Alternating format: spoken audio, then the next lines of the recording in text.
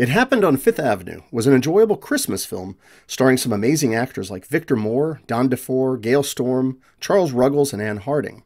Now, set around Christmas time, it's a story of a carefree vagabond who finds unoccupied places to stay, and though he normally prefers just to stay by himself, along with his dog, this time he makes some very special friends at his most recent residence. I thought this one was great, and I'll try to summarize the film, spoiler-free, and then offer some closing thoughts.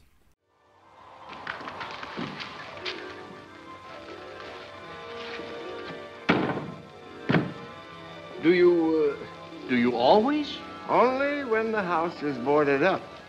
Only when the house is boarded up? Yeah, what? Well, the film opens up and we have a cheerful drifter and his dog, who just go along and find ways to sneak into large, abandoned mansions to just sort of hang out while the owners are gone.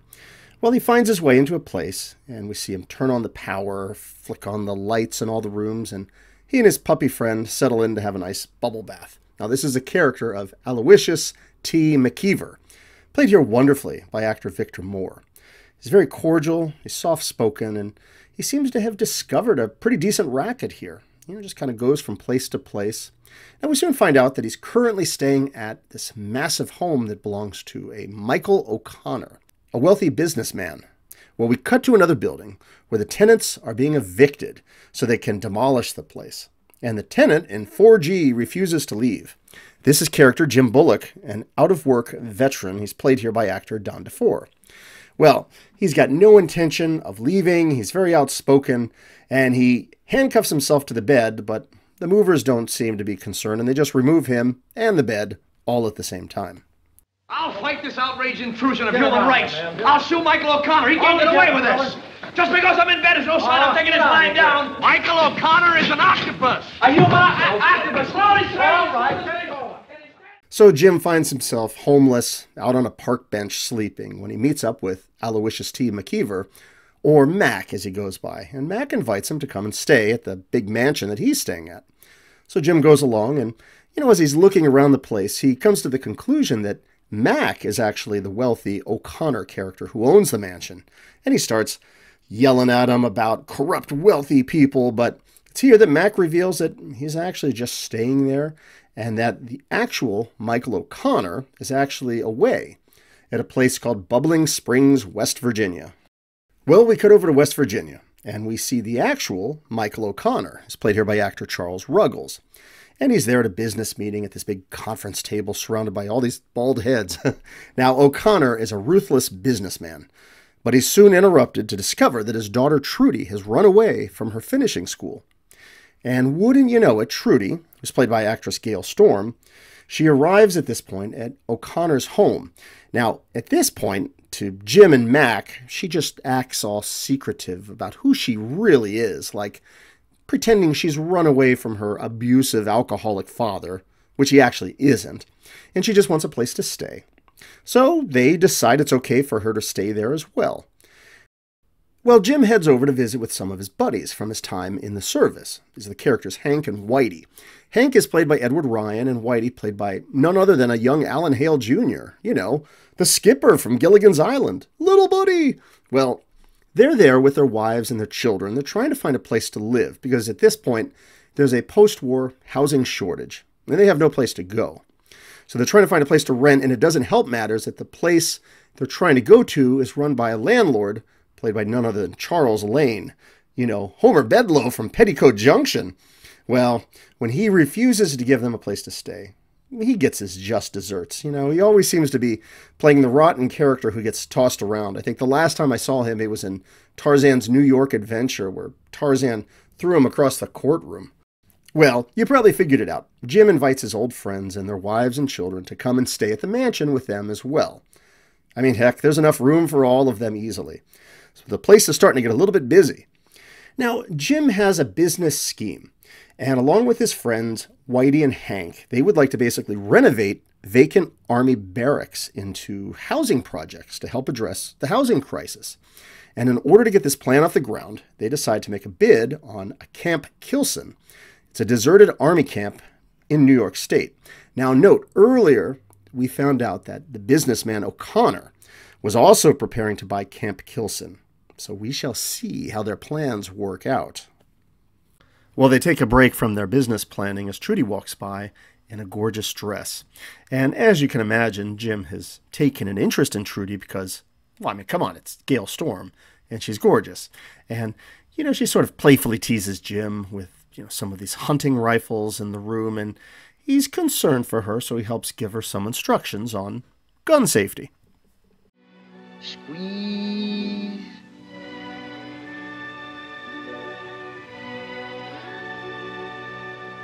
Tighter. Tighter. Tighter. It sounded like a shot. Now, Trudy has taken a job at a music store, and O'Connor manages to find her. Now, he wants her back at school, but she refuses, telling her dad that she's always felt alone and she just wants to be with her love interest, Jim, now. Now, O'Connor is curious to see what's going on and to meet this Jim character. So he decides he'll go along with her and play a vagrant character, and he will stay at his own mansion in disguise. So O'Connor plays the character pretty well, but he starts to get annoyed at all that's going on in his mansion. He's almost ready to call the police. I mean, remember, this is his mansion he's staying in, undercover. But he does continue to play along. But Trudy decides to call her mother, Mary O'Connor, who's played by actress Ann Harding. Now, the two had divorced years ago, as her husband was predictably more interested in his business and in money than in her.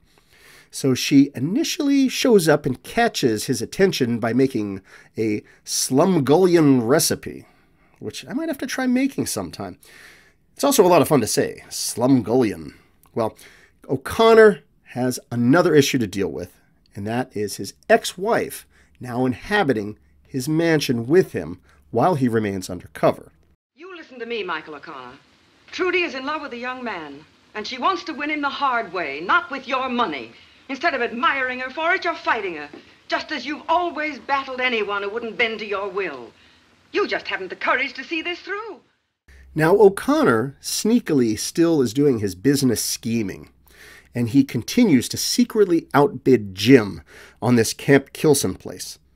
He also has a scheme to give Jim a job, but it's one where he would have to be sent far away to Bolivia, and it was only a job for single men, so he would have to go there alone, away from his daughter. So this sneaky O'Connor has all of these plans that would effectively shatter Jim's dreams and leave him alone, away from the lovely Trudy. So it seems that O'Connor has won and has ruined Jim's plans, and Jim is ready to just give up and leave. Now, he and Trudy have a final dinner together, and things are all just falling apart. However, the film still injected a little bit of silliness from the waiter at this point. $12,000 a year is too much dough to pass up when you haven't got a job or a place to live.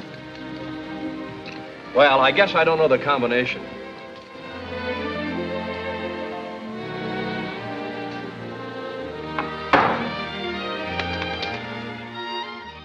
So what will happen? Can Jim and his pals make things work out? Will Mary and O'Connor ever rekindle their love? Or is O'Connor all about business and money? And can lovable old Aloysius continue his carefree lifestyle of gadding about from one mansion to another? Or will the police finally capture him? And his little dog, too. Well, you need to see the ending of the film for yourself. As is my rule, I try to highlight the story of the film without giving away too much and no spoilers. So you'll have to see the ending of this one for yourself. So some closing thoughts here. It Happened on Fifth Avenue was a sweet and sentimental Christmas film from 1947, and I really enjoyed it. And not just because I'm cuckoo for Gail Storm, although I am. No, this really was a great holiday movie. The film was the first one to be produced by Allied Artists, which was formed in November 1946. It was originally a subsidiary of Monogram Pictures Corporation. It's a studio well known for making B movies. I mean, I've reviewed a number of them on this channel, like King of the Zombies. Yeah, I like them because they generally tend to not give me copyright claim issues. But eventually, by September 1952, Monogram would move on to only produce films with the Allied Artist names. And Allied Artists is a much more common movie name, I think, that people are familiar with than Monogram Pictures. Now, originally, famed director Frank Capra, you know, of It's a Wonderful Life fame, he had acquired the rights to the story of this movie, but he ultimately let it go, and it passed on to Allied artists. It definitely has that cheery Frank Capra feel to it, with themes that you think of with Capra films. A little bit of sweet romance, themes of family, and especially the noble underdog hero trying to do his best when pitted against the schemes of a mean, powerful, wealthy opponent. And the rich guy is the bad guy who may or may not bend to the sentimental petitions of the hero and so on. It, to me, felt a lot like what you would expect from a Frank Capra movie. The film was directed by Roy Del Ruth, who also directed The Maltese Falcon in 1931. But not the Bogart one you're thinking of, but rather the Ricardo Cortez version of Private Eye Sam Spade. Now, oddly enough, this film wasn't released around the holiday time frame, but it was released around Easter, when it definitely had plenty of elements to make it a Christmas-time film. And also, from what I've read, it's only been in more recent years that this film has started to get more attention. That after it was initially released, it sort of vanished away for a while, but then in more recent years, places like TCM helped bring it back into the spotlight again. And good for them, because this really is a great Christmas film, and it deserves more credit. What's interesting to me in thinking about the film, it's a nice balance of sentimental drama along with a little bit of silly humor.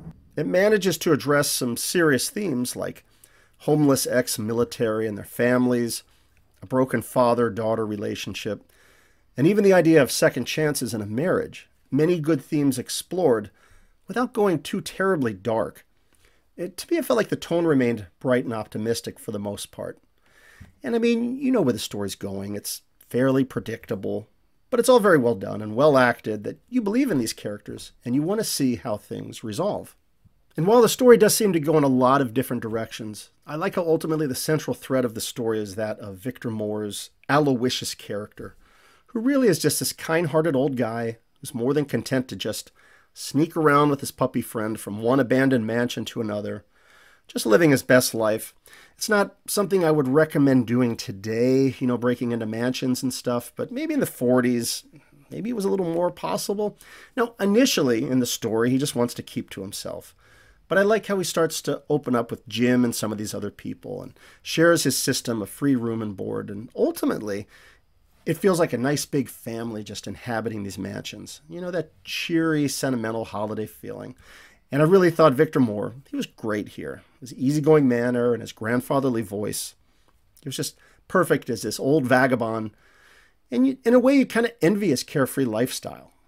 I wouldn't want to do it myself, but it's kind of fun to see how he plays out these schemes from one place to another. Don Defore was also excellent as that ex-GI character, the dreamer with a big idea of making affordable homes for other people. I know of Don Defore as this genial neighbor from Ozzie and Harriet, but he shows up in some of these old films I watch on this channel from time to time, and I like him. Like I say all the time on this channel, I really appreciate the more average, everyman character, and Don Defore definitely fits that role. And his romance here with Gail Storm was very nicely done as well. The two seem to really hit it off right away, and they have a nice chemistry together. Now, speaking of Gail Storm, while researching the film, I learned that apparently she was upset with director Del Ruth because he would not allow her, a professionally trained singer, to perform her own songs here in the film. She said in her autobiography, quote, "I had 2 songs to do, and I was very excited. I'd done songs in other movies. I asked him, and he said no. I asked him to look at some of my musicals, and he said no. I asked him if I could sing for him, and he said no." His theory was that if you were a dancer, you didn't sing. If you were a singer, you didn't dance, and if you were an actor, you didn't sing or dance. It was humiliating. Well, that's a shame, actually, as I would have loved to hear her sing here, but as it stands, she's still a charming addition to the film, and I liked how in the film, she and her dad were sort of in on the undercover gimmick together through most of the film, with her character basically hoping to convince her stubborn father that Jim was a good guy after all, and that maybe he should be a little more supportive and understanding. Oh, and did I mention that she's adorable? Ann Harding and Charles Ruggles were also a lot of fun to watch as the older couple who had fallen apart, and watching, you're kept wondering if a guy this insanely stubborn and money-driven can maybe see past his own selfishness, reform his ways, and get back together with his sweet wife.